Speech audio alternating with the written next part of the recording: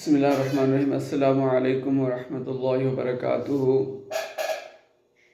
امید ہے کہ تمام ناظرین خیر و عافیت سے ہوں گے۔ اللہ تعالیٰ ماہ رمضان مبارک کے صدقے میں خیر و عافیت عطا فرمائیں۔ تو ہم نے خانہ کعبہ کے تعلق سے کچھ سلسلہ شروع کیا تھا کہ خانہ کعبہ کس کس نے بنایا، تو آئیے اس سلسلے کو آگے جاننے کی کوشش کرتے ہیں، سیکھنے کی کوشش کرتے ہیں۔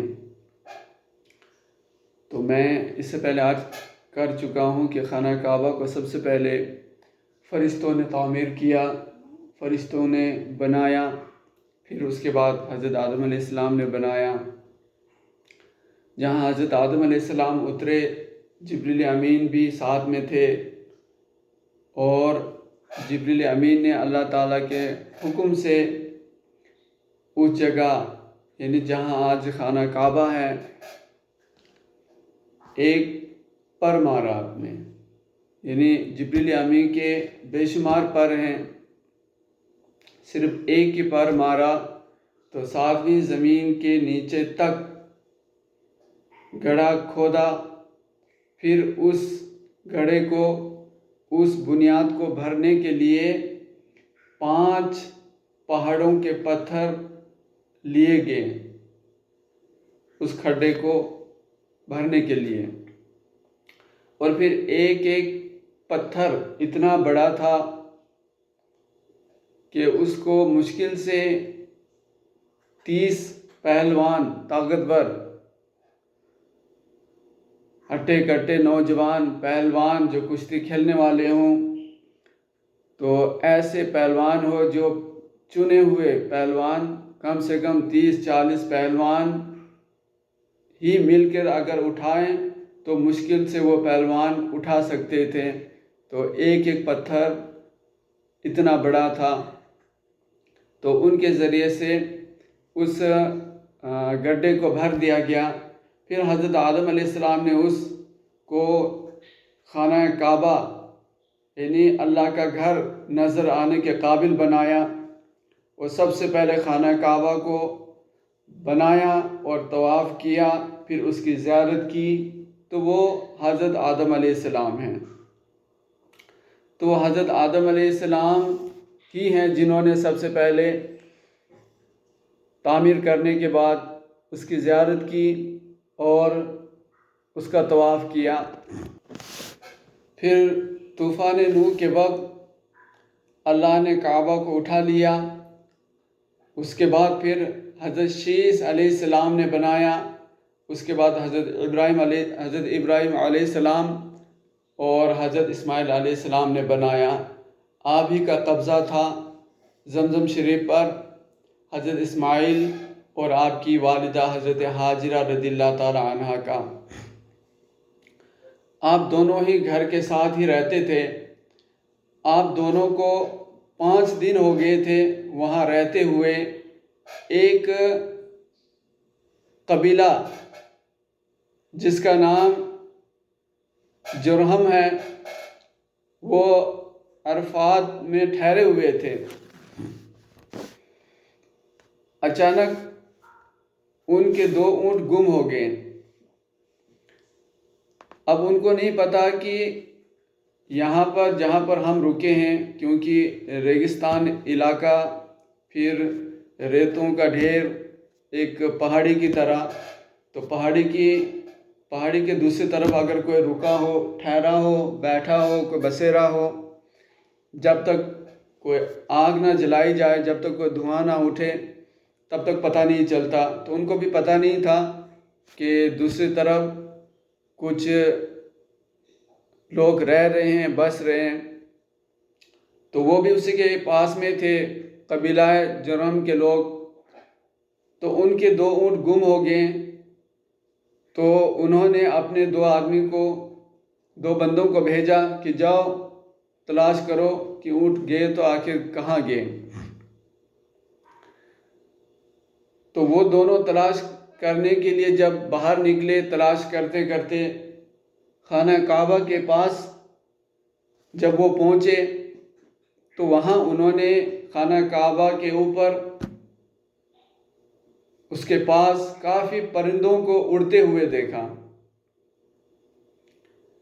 تو انہوں نے سوچا پرندے تو وہاں ہوتے ہیں، وہاں گھومتے ہیں، وہاں اڑتے ہیں جہاں کوئی پانی کا بندوبست ہوتا ہے، لیکن یہاں تو کوئی پانی کا نام و نشان نہیں، کیونکہ ہمیں پتہ ہے کہ ہم ہر سال یہاں سے گزرتے ہیں، ہر سال ہمارا یہاں بسیرا رہتا ہے، ہر سال ہم یہاں سے دیکھتے ہوئے جاتے ہیں، رات کو بھی ٹھہرتے ہیں، کبھی دن کو بھی ٹھہرتے ہیں، تو چپے چپے سے ہم واقف ہیں۔ پھر وہ حیران رہ گئے، پھر پرندے کیوں اڑ رہے ہیں یہ؟ آخر کوئی تو ماجرا ہے، کوئی تو معاملہ ہے، کوئی تو نہ کوئی چیز ہے یہاں پر جس کی وجہ سے پرندے یہاں اڑ رہے ہیں۔ جب وہ دونوں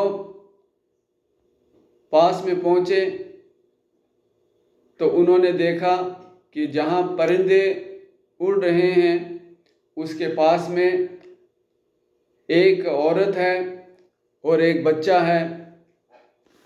یہ دیکھ کر وہ دونوں حیران رہ گئے، اور اس کے بعد وہ دونوں واپس ہوئے اپنے قبیلے کی طرف۔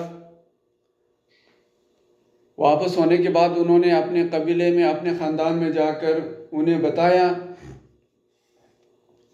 کہ ہم اس طریقے سے وہاں گئے تھے، ہمیں اونٹ کا تو کوئی پتہ نہیں چلا، لیکن وہاں ایک فیملی ہے، ایک عورت ہے اور ایک بچہ ہے چھوٹا سا، اور اس کے پاس میں پانی کا چشمہ ہے۔ یہ سنتے ہی سب لوگ دنگ رہ گئے کہ اس علاقے میں ہم گزرتے رہتے ہیں، ہمیشہ پانی کا نام و نشان نہیں، ہم جو پانی لے کر آئے تھے سفر کے لیے ہمارا پانی ختم ہو چکا ہے، برتن ہمارے سب خالی ہیں، تو ہم یہاں سے گزرنے والے ہیں، ہمیشہ گزرتے ہیں، ہمیں چپے چپے کے بارے میں پتہ ہے، تو تم لوگ کیا کہہ رہے ہو؟ کوئی خواب دیکھ رہے ہو؟ کوئی سپنا سنا رہے ہو؟ انہوں نے کہا نہیں، ہم جھوٹ نہیں بول رہے ہیں، ہم سچ بول رہے ہیں کہ ہم نے ایک عورت کو اور ایک چھوٹے سے بچے کو دیکھا، اور وہ دونوں پانی کے پاس میں ہیں، ایک چشمہ ہے بہت شاندار، اس کے پاس میں ہیں دونوں۔ تو سب لوگ ہکے بکے رہ گئے کہ یہ کیسے ہو سکتا ہے کہ ہمیں تو ذرے ذرے کے بارے میں پتہ ہے، چپے چپے کے بارے میں پتہ ہے، کونے کونے کے بارے میں پتہ ہے، یہاں کوئی پانی نہیں، اگر پانی ہوتا تو ہمارے برتن سب خالی پڑے ہیں، ہم پانی نہ بھرتے۔ آخر کار انہوں نے جب زور دیا تو سب لوگ دیکھنے کے لیے چل پڑے۔ جب پاس میں پہنچے تو انہوں نے دیکھا واقعی ایک عورت ہے اور ایک چھوٹا سا بچہ ہے۔ جب انہوں نے پوچھا کہ آپ کون ہیں، تو حضرت حاجرہ نے اپنا تعارف کرایا، تو اس طریقے سے ان کو پتہ چلا کہ یہ حضرت ابراہیم علیہ السلام کی بیوی ہیں اور یہ ان کے فرزند ہیں، کیونکہ وہ حضرت ابراہیم علیہ السلام کو جانتے تھے۔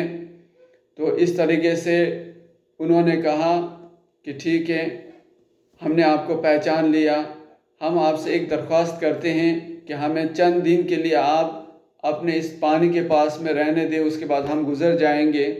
تو حضرت حاجرہ نے کہا ٹھیک ہے، آپ کو یہاں رہنے دیں گے، یہاں پانی پینے دیں گے، یہاں سے پانی لے جانے دیں گے، آب زمزم شریف یہاں سے لے جانے دیں گے، لیکن اس پر قبضہ آپ کا نہیں ہوگا، اس پر آپ کو قابض نہیں ہونے دیں گے۔ تو اس طریقے سے وہ مان گئے۔ تو کہیں ٹائم زیادہ نہ ہو جائے، صرف 4-5 منٹ کے لیے ہم نے یہ پروگرام شروع کیا تھا، تو کوئی ٹائم زیادہ ہو گیا، تو آج اسی پر اختتام کرتا ہوں۔ تو اس سے آگے پھر انشاءاللہ رہی زندگی تو کل ہم سیکھنے کی کوشش کریں گے، جاننے کی کوشش کریں گے۔ اللہ تعالیٰ ہمیں علم دین سیکھنے اور سکھانے کی توفیق عطا فرمائے، بنا کسی دکھاوے کے، بنا کسی ریاکاری کے۔ اللہ تعالیٰ ہم سبوں کو صحیح بات کہنے اور اس پر عمل کرنے کی توفیق عطا فرمائے۔ وما علینا الا البلاغ۔ السلام علیکم ورحمۃ اللہ وبرکاتہ۔